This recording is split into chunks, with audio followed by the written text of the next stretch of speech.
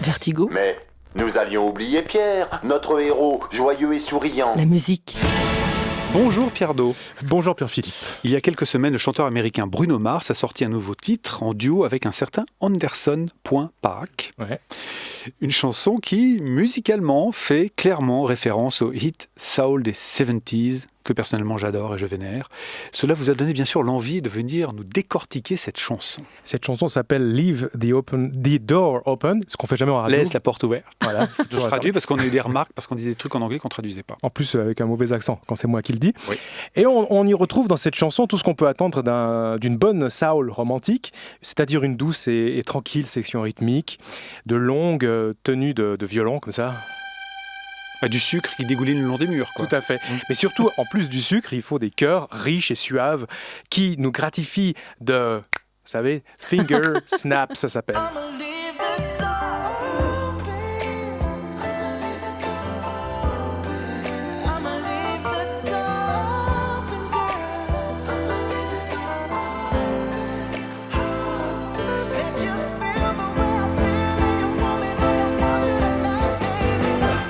En fait, ce qui m'intéresse dans ce morceau, c'est pas les finger snaps, non, c'est ce qui se passe dans l'accompagnement, quoique les doigts sont dans l'accompagnement. Alors, pour rappel, qu'est-ce que c'est que l'accompagnement d'une chanson ? C'est grosso modo sa basse et ses accords, ses harmonies. Et dans le cas de Leave the Door Open, on a quelque chose d'a priori assez simple. On a un Fa et puis on a un Sol 7. C'est ce qu'on trouve à la fin de tout, en tout cas d'un tas de morceaux connus comme... Joyeux anniversaire.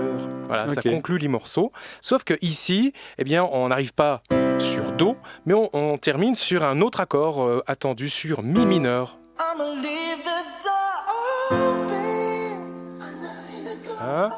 Sol et Mi mineur. C'est pas ce qu'on attendrait normalement. Bon. Pour donner un petit côté jazzy à son morceau, Bruno Mars a ajouté des notes de couleur à ses accords. Qu'est-ce que c'est ? Par exemple, pour le Fa, il ajoute un petit Mi. Ça fait joli. On a envie d'un cocktail immédiatement, c'est ça. Oui, mais attendez. C'est vrai. Parce que tout ça, c'est très bien, mais ce n'est rien à côté de l'effet produit par la ligne de basse choisie par Bruno Mars. À la place de suivre les accords, c'est-à-dire de faire Fa, puis Sol, comme ça, vous allez entendre que la basse fait Fa, certes, c'est bien, et puis tout à coup, la deuxième, c'est la même note, mais juste en dessus. Ceci créant une dissonance. Fa. Oui. C'est bon ça. Bizarre, si on écoute seulement les deux ensemble. Bizarre. C'est ce qu'on appelle une pédale de basse et c'est un effet hyper satisfaisant, je vais dire, parce qu'on dit beaucoup cet adjectif en ce moment. C'est satisfaisant, j'adore. Surtout si ça se joue avec la septième mineure. C'est un peu comme le sucre ajouté dans les plats surgelés. Vous savez, on le sent pas forcément, on l'entend pas forcément cette basse, mais en fait, le cerveau détecte et adore. Prenez un exemple bien connu dans la musique baroque. Tiens, le prélude numéro 1 de Bach.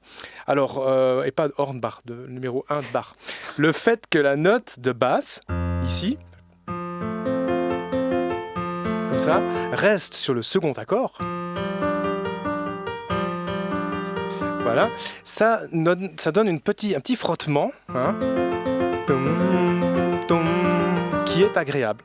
Bruno Mars alors a bien sûr déjà utilisé ce genre d'effet, rester sur la même basse, par exemple dans un morceau qui s'appelle Versace on the Floor, sorti en 2017. Là. Il s'énerve.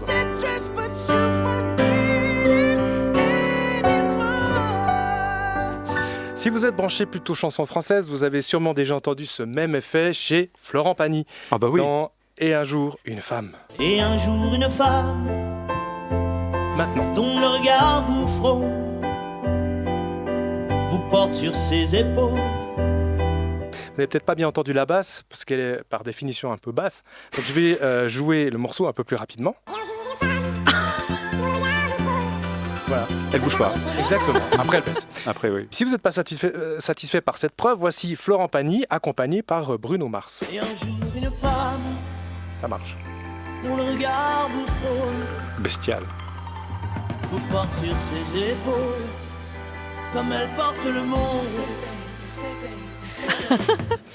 Bon, je pourrais vous faire écouter plein d'autres vers d'oreille qui utilisent cette pédale de basse, mais je me suis dit que ce serait bien de terminer ma chronique avec un peu de créativité, qui plus est avec votre chanteur préféré, Pierre-Philippe. Je vais mourir. J'ai choisi une vieillerie des 70s qui possède le même genre d'harmonie que le titre de Bruno Mars, mais sans l'effet de pédale de basse.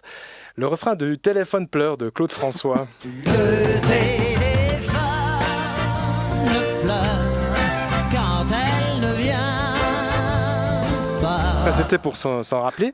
Voici donc une version avec le fameux effet de basse, mais aussi avec des cordes et surtout des chœurs qui nous gratifient de...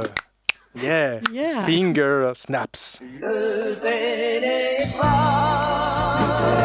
pleure quand elle ne vient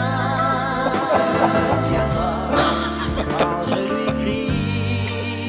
lui crie, je t'aime, les mots se meurent dans l'écouteur du téléphone. Bon, j'arrête là parce que ça commence à devenir un petit peu du Alain Morisot. Non, je dirais pas ça, non. La crise de diabète menace. Hein. Tellement sucré. J'ai surtout l'impression que Joe Dassin va débarquer dans le studio à tout moment avec Carlos. C'est un peu, voilà, le risque que nous courons. Non, mais envoyez tout ça à Bruno Mars et à ses producteurs. Je sens que vous avez une nouvelle carrière devant vous. Je vais déménager bientôt. On va se retrouver à Los Angeles. Pense à moi.